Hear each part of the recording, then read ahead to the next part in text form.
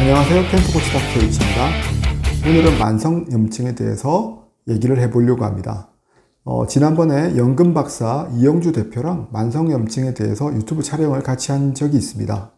그래서 오늘은 그거를 보고 또 여기에 많이 또 들어오신 분들을 위해서 만성염증의 개념에 대해서 간단하게 설명을 좀 해드리려고 합니다. 만성염증이라고 하는 걸 보통 우리가 침묵의 살인자라고 부르거든요. 만성염증이라고 할 때 염증이라고 하는 글자부터 살펴보도록 하죠. 염이라고 하는 것은 불꽃염을 말합니다. 그래서 불화가 두 개나 있죠.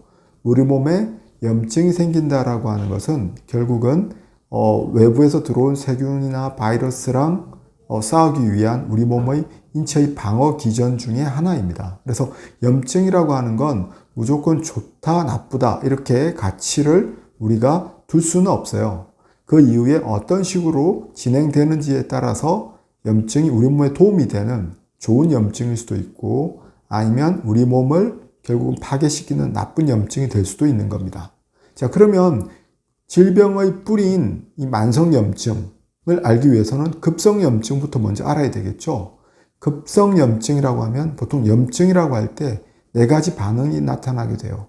발열, 열이 난다든지, 두 번째는 발적, 빨갛게 된다든지, 세 번째는 부종, 붓는다든지, 네 번째 통증이 생긴다든지 하는 것이 급성염증 반응입니다. 보통 한 부위, 특정한 부위에 염증이 생기게 되고 지속시간이 굉장히 짧게 되죠. 길어야 3주 이내에 그 반응은 소실되게 됩니다.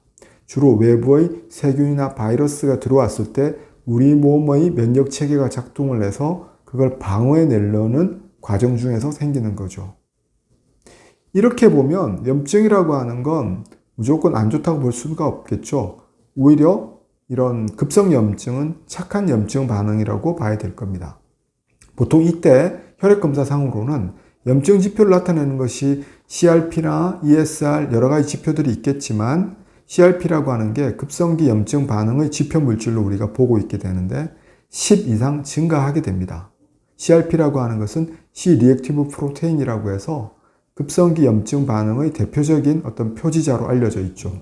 반면에 만성적인 염증이라고 하는 건 우리 비만, 살이 찐다든지 안 좋은 미세먼지를 우리가 흡입하게 된다든지 여러 가지 식품 첨가물에 의해서든 우리 몸에 염증 반응이 생기긴 하는데 특정 부위가 아니라 온몸, 전신에 생기면서 큰 증상이 없어요. 질병이 생기기 전까지는. 따라서 우리가 자각하기 힘듭니다. 그리고 CRP도 1과 10 사이, 보통 0.5 아래로 유지가 돼야 되는데 1과 10 사이에 애매하게 증가되어 있는 경우 우리가 만성적인 염증이라고 보게 됩니다. 현대에 알려져 있는 굉장히 다양한 질환들이 전부 만성염증과 연결이 되게 되어 있습니다. 그래서 이런 최근에 만성염증이 주목을 받게 되는 거죠. 그럼 침묵의 살인자, 이 만성염증의 원인에는 무엇이 있을까요? 그걸 한번 살펴보도록 할까요? 첫 번째는 고열량 음식, 우리가 열량이 높은 음식을 먹는다든지 인공식품 첨가물이 많이 들어간 음식을 먹게 되면 만성염증이 생기게 됩니다. 두 번째, 음주나 흡연을 통해서 만성염증이 생기게 되겠죠. 세 번째는 미세먼지 등 환경오염 물질을 많이 우리가 흡입하게 되거나 마시게 되거나 먹게 되면 생길 수 있습니다. 네 번째는 원래 내가 만성염증성 질환을 가지고 있는 경우에 당연히 만성염증 지표들이 높아지게 되겠죠. 대표적으로 알려져 있는 크론 병이라든지 궤양성 대장염이나 건선이라든지 베체트병 이런 자가면역성 질환들도 해당이 될 것입니다. 다섯 번째는 운동 부족이나 잘못된 자세를 통해서 또 증가될 수 있습니다. 자세가 안 좋게 되면 우리가 임파순환이 떨어지게 되고 운동 부족이 있게 되면 결국은 살이 쪄서 비만이 만병의 주범이라고 하는 게 달리 나오는 말이 아니죠. 그래서 만성적인 염증이 생길 수 있습니다. 여섯 번째는 잠을 못 잔다는 것, 수면 부족으로 인해서 만성적인 염증이 생길 수 있습니다. 그래서 최근에 재미있는 연구 결과들을 보면 우리가 이런 수면 부족은 굉장히 치매를 일으킬 수도 있고 굉장히 다양한 질환들을 일으킬 수가 있어요. 일곱 번째, 만성적인 스트레스. 만성적인 스트레스로 정신적 스트레스를 받는 자체만으로도 염증 지표들이 20% 이상 증가한다는 보고도 있습니다. 그럼 이런 만병의 근원인 만성적인 염증에 대해서 한의학에서는 어떻게 생각을 하고 있을까요? 우리 한의학에서는 10병9담이라고 하는 말이 있습니다. 10가지 병이 있으면 9가지가 담과 관련되어 있다. 담이라고 하는 것에 대해서 설명하려면 굉장히 많은 시간이 할애되어야 되는데 간단하게 글자를 한번 보자고요. 담이라고 하는 글자를 보면 불꽃, 염의 병질, 엄으로 되어 있습니다.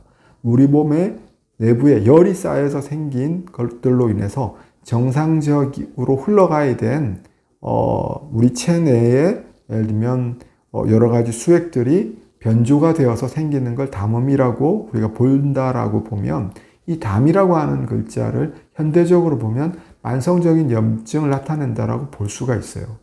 그래서 최근에 21세기에 와서 만병의 근원을 만성적인 염증으로 보고 있기 때문에 저 같은 경우에는 10병9담이 아니라 10병10담이라고 얘기를 주로 하고 있습니다. 즉 모든 병을 우리가 자각하지 못해서 그렇지 만성적인 염증과 관련되지 않은 질환은 거의 없다라고 할 정도로 굉장히 관련성이 높다라고 볼 수 있어요.